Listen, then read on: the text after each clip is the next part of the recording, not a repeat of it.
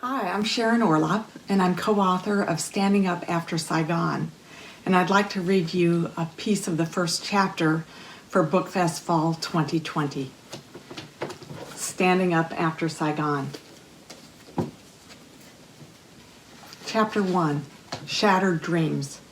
Memories of April 1975 are seared into my brain like a branding iron stamped on the flesh of a cow. I remember the events vividly, as if they happened yesterday. My heart thunderously pounds in my chest as I share my story with you. My new rattan suitcase with red leather trim sat in the corner of the living room. It was filled to the brim with hope of a new life. Mom and I had spent several days shopping for new clothes for my trip to West Germany.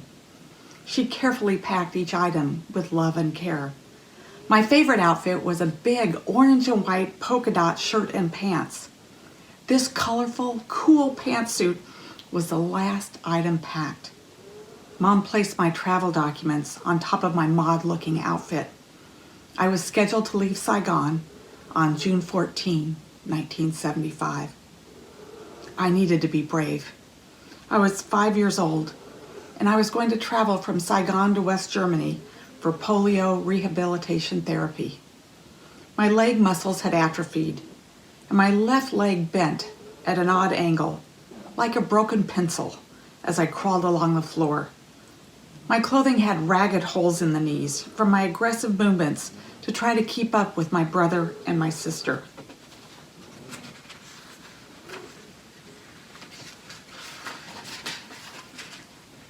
If I could have looked at a map, I would have seen that the Viet Cong had conquered all of the country north of Saigon. The Viet Cong were moving rapidly from the eastern Cambodian border into an area south of Saigon and north of Can Tho. The city of Saigon was being encircled by communist troops. The noises outside were horrendous. There were deafening explosions that shook the ground like a never-ending earthquake. We heard artillery shells dropping on our rooftop, and it seemed like our home was going to crumble and bury us alive. Then it became eerily quiet and still. We were unsure if we should come out of the bunker. Fear paralyzed us. We didn't speak or cry. Prayer seemed to be our only hope. We didn't talk about Dad and where he might be. I imagined he was fighting off the enemy and winning. I prayed silently and often for his safety.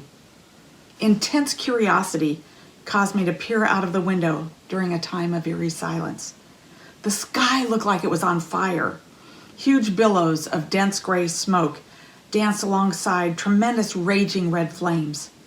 The smell of burnt vegetation, charred homes, and an unknown odor wafted through my nostrils. I didn't see any of our neighbors. I didn't hear a sound.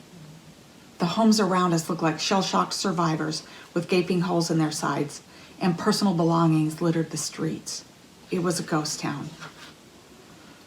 I noticed that the heart of my small rattan suitcase had been pierced by shrapnel. The guts of my dreams were strewn with clothing and rubbish on the floor. In the flash of an instant, our entire world had turned upside down on April 30th, 1975. Thank you. Standing Up After Saigon.